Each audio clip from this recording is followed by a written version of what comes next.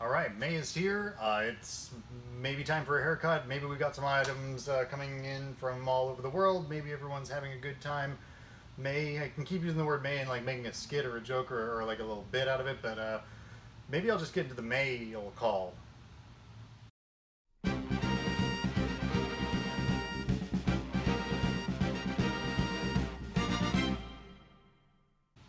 Welcome to the Infinity Closet. I am Peter. It is the month of May. It's 2020. Holy crap, the apocalypse is upon us, and it's pretty not good for a lot of people. So I hope you're all staying safe and doing what you need to do, maintain that social distance, and we'll just done. That's out of the way. I've been shopping, not out and about shopping. I'm out and about in the storage unit now, but I've not been out and about shopping.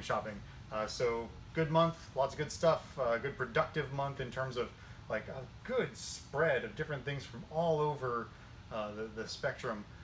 So we'll jump into it. First up, I don't want to say first and foremost, but just first up, I got some G.I. Joe stuff. I didn't bring it all with me here because I've been enjoying the hell out of it over at the house. They're on display, most of them. So I got the 2012 Club incentive figure Footloose. He's a new version of Footloose from 1985 originally. Infantry soldier. He's got all the leaves on his helmet. He's like the hippy dippy, dude, man. He's really cool. I think the figure, he looks a little too stern in the face, a little too angry, Tom Selleck-y to be like, Footloose for me, but like, whatever, man. It's like my opinion. So, Footloose is cool. I got Salvo. Salvo is from the figure subscription service. I don't remember which. It might have been 6 or 7. Might have been the last figure I needed from 7.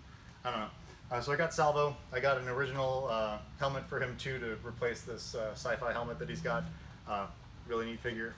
I also picked up, and these are just the card backs. Again, I've got the figures at the house. Tollbooth, who came with the Bridge Layer in 1985 originally. He was in the figure subscription service. And Raptor, who was a wave mate of Salvo. He was the Cobra Falconer and Accountant from 1987. I had the original Salvo. I had the original Raptor. I did not have Footloose, and I did not have Tollbooth. 1985 was a little bit too early for me on G.I. Joe. 1 year too early. I didn't get into actually buying Joe toys until '86. Beachhead was my first figure. But I'd played with them. My cousin Donnie, he got me into them. First time I played with Joe's was over at his place in Chicago a million years ago. So, very cool. So G.I. Joe's. What else? What's next? Alright, so from my buddy Christian, codenamed Chip, I got this set of Dark of the Moon Colorforms. Now, Colorforms are peel and stick, like vinyl, not stickers, but they're like vinyl, well, they're here. They look like stickers, but you can peel and stick and reuse them on a flat surface. They're just little vinyl printed things, and they've got all the movie characters from Dark of the Moon in fun, more cartoony, less like pile of angry metal thing that the movie characters tend to be. So they look really cool. This is a piece of merch that I had not seen before, and so I'm excited to add it to the collection. The movie stuff, especially the first 2 movies, had just tons and tons and tons of merch. Probably literally tons I have next door in the movie storage. They made so much, and it diminishing as there were diminishing monetary returns on those movies. So it says since 1951, Colorforms have made. I don't have my glasses, so I can't read. Basic wholesome tools for the imagination to engage children to satisfy their thirst for creative expression. That's why, as passing fads come and go, Colorforms remain a favorite childhood activity. Now, I don't know if there had to have been Generation 1 Colorforms. I'd like to say there were. I know they had like Shrinky Dinks, and they had Generation 1. They weren't Colorforms, but they were peel and stick stuff too. It was like a big couple different playmats. There was like a desert scene, and then I want to say a space scene with little lasers. You could peel the lasers and blasts and stuff and like pose them around. I think I have that stuff here. I should. If I don't have it here, I should get it, right? Yeah. Okay, but again, thank you, Christian. Very cool. I'm excited to add this to the collection, and yeah. Up next, we have Volume 10 of IDW's More Than Meets the Eye by James Roberts and, for the most part, Alex Milne. Oh, I love this book. I'm so sad that the bold new direction from IDW is nowhere near as good in terms of art, storytelling, pacing, character development, or fun. This is the pinnacle right here. Where meets the eye. Ram Jam. Love it. I think that's the last one. The last one I need from those. Now I need to get the Lost Light collected versions. I've got all the individual single issues and all the extra covers and all that nonsense. And I've got some prints from Mill, and I've got, yeah. So now I got to work on my Lost Light stuff. Yeah. So staying in America but moving off of official things, I got this. Ooh. So you can look at it two ways. It's the Rainier robot system, hi-fi robot system, or robot hi-fi system, or whatever. It is a big 1980s style hi-fi, speakers with radio and monitor, got a little ET sticker on it. It's a big frickin' stereo. And the box is really neat because on the side the whole thing transforms into a big giant robot. It's a knockoff of something that was really hard to find in Japan. The knockoff is also hard to find. This thing is cool. This one actually is a working FM radio. I haven't popped any batteries in to see if it works. But I got this from Carl at the Pimps, and it came with a very sweet note with our group logo, and it says, thanks, this might be the last toy you get before the apocalypse. Enjoy it. So that's, here we are, living in a storage unit. I'm convinced that that's why they're building so many storage units around Tampa, so that when the apocalypse actually hits and people are like puking up blood from their eyeballs and all that stuff, like zombies and monsters and all that stuff, they'll have a nice place to put the survivors, or to lock up the zombies, or to put us all together to sort it all out ourselves. It's gonna be fun. Woo! So yeah, hi-fi stereo system transforms into a big old stereo.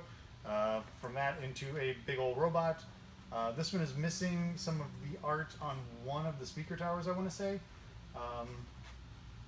But that is okay. Maybe I can replace it with something, or find another one. That's doubtful. I'm excited though. So this is really cool. Thank you. Let's move into Generation 2. Last month I picked up Volt from the Generation 2 laser rods, and I said that, all I need left is Sizzle. So I went ahead and I bought Sizzle. And he sealed. Does he work? No worky. Which means there are some batteries in there that are just melting. They're gonna like ooze out of the back someday, but not today. No, not today. Anyway, Sizzle's here. He's the last of the laser rods. It turns into a classic car, and I don't know, he's neat. And also from Generation 2, from our friends at Transformerland, I picked up a sealed Generation 2 Dreadwing with smokescreen. This figure sat. Let me get this sticker off. Sat at Toys R Us in my area, and at KB. This one was purchased at KB originally. It was marked down to $10 at some point, which is just nuts because it's a really fun toy. This figure was, of course, redecoed as Starscream and BB from Beast Wars 2nd, which is a deco that kind of mirrors the semi-released Megatron ATB and Starscream from 1995. It was also redecoed as Dreadwing and Smoke Jumper in Universe RID-ish era 2003. And wait, Robot Masters. Oh, what were their names in Robot Masters?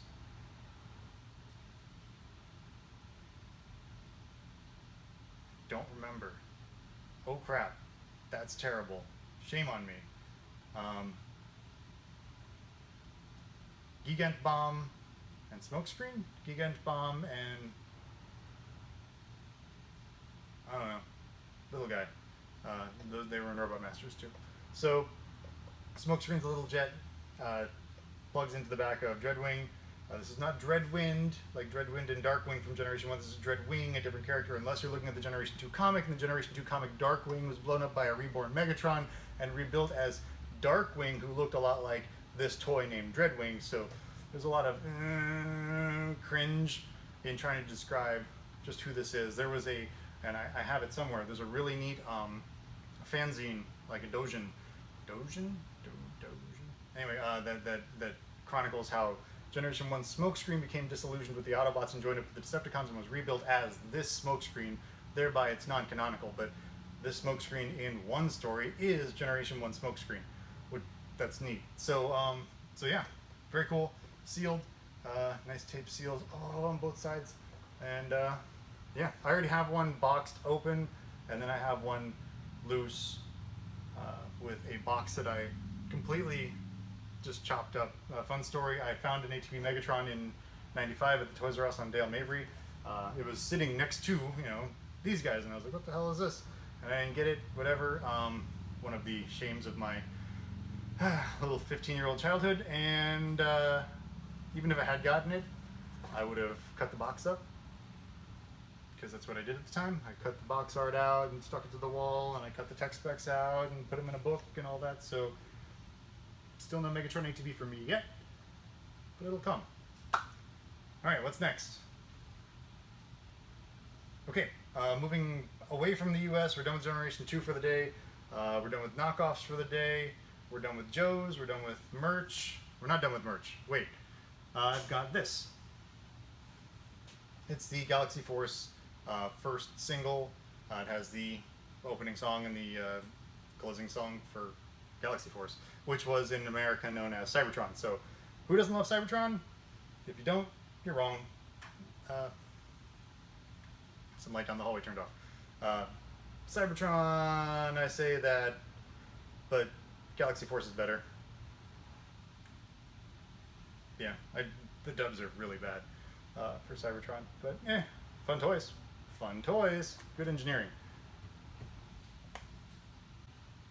Okay, staying in Japan, but moving into a little bit more vintagey stuff. We're going to go older to newer. Okay? First up, older to newer, we're going to go straight back to 1987. 1987 with Headmasters. This is a boxed Headmasters Trainbot Kayan. This is the last one of these that I need for these single box Headmasters. The box has a couple, it's got a ding in the flap here, light flap crease, and then there's a tape pull over here. But the figure is complete, has all of his paperwork and weapons and stuff, has a little scufferoo there, and then vestigial price sticker here. But this is it. This is it. Nothing cut from the box. It's the last of the Headmasters Trainbots I need in their individual boxes. So, yeah. If I can find a better box, I'll get a better box. If not, then I'll keep looking forever. Moving a little bit newer, a little more recent. We're going to go to 1990. Sort of the same theme. Instead of Kayan, we've got a different Trainbot. We've got Seizen. Seizen in his zone box. Like I've said before, the Trainbots were released in a box set in 1987 as well as in individual boxes in 1987. Then the individual box Trainbots were released with minor mold changes in 1990 as part of the zone set. This one has no flap crease. Complete stickers unapplied, blah, blah, blah, blah, blah. And this is the last zone box Trainbot that I need.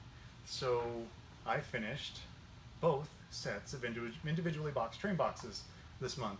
Now I just have to get, until I start wandering into Diaclone that is, I just have to get that boxed Raiden. And once I have boxed Raiden, it's going to take some doing too, because you got to get a nice box, you want to get the uncut, unused sticker sheet, you want to get the unpopped connector things for the trains, you want to get guns that are still on the sprue, you want to get really nice figures, you need a nice styro, you need the card, you need all the other paperwork with it, the poster, the instruction manual, la la la la la. So there's a lot of things you got to piece together to get a nice Raiden. You can get a nice Raiden now for $800. Woo! Okay, I built a Raiden, yeah.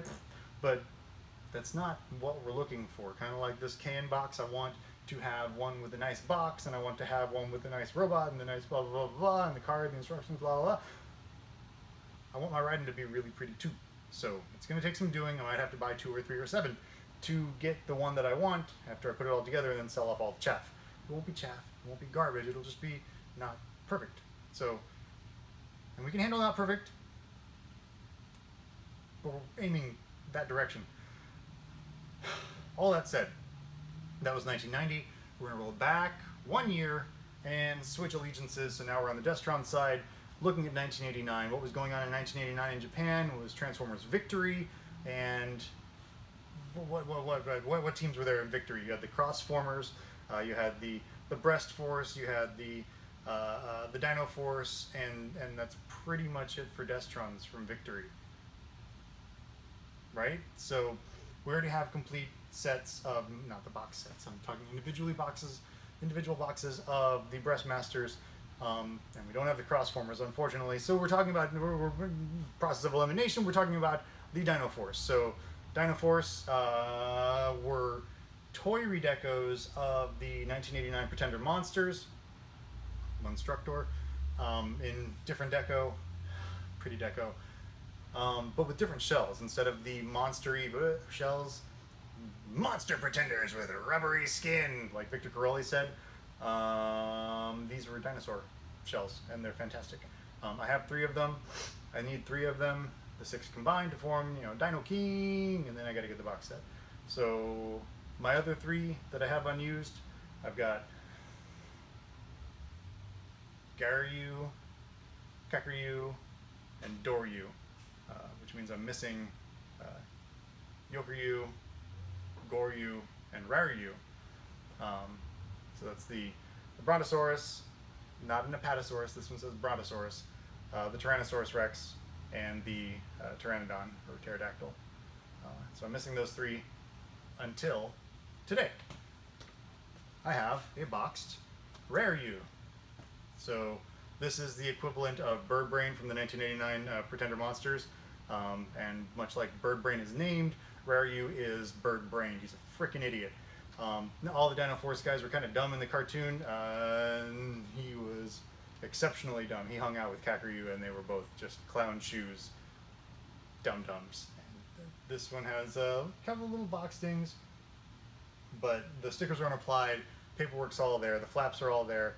For Victory, the character information and the card art was put on the inside flaps.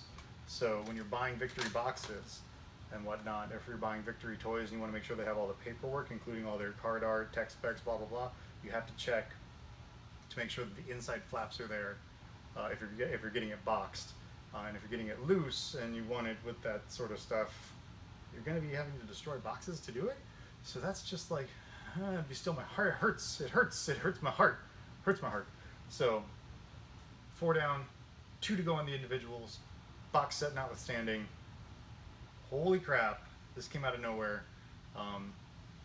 Right price, right time. Game on. So this is it. I mean, I guess this is the last piece. I've got some other stuff I want to talk about, but not for this month. I've got 2 big boxes of things for my tax return that I'm going to go through. And so yeah, finished the train bots, making progress on the Dino Force, Colorforms, comic books, G.I. Joes, crazy knockoffs, Generation 2, finished the laser rods. It has been a productive month of April. May is, well, I mean, that was April, so we were in May doing the April blah, blah, blah, blah, blah. It's been nuts. So we are excited. I want this sort of momentum to continue, but I don't know if I can beat 3 Gen 1 Japanese figures, 2 Gen 2 figures, a bunch of G.I. Joe Club stuff, and everything else that I have going on. That's hard momentum to maintain. So expect a slowdown sooner or later, except not too soon because I got some things in the pipe that are going to be pretty freaking awesome. Like with claws and stuff. Yeah. So that's it for me. Everybody stay safe, social distance, don't get your grandmas sick, and yeah, take care of each other. It's important. That's it for me. Forever Destron.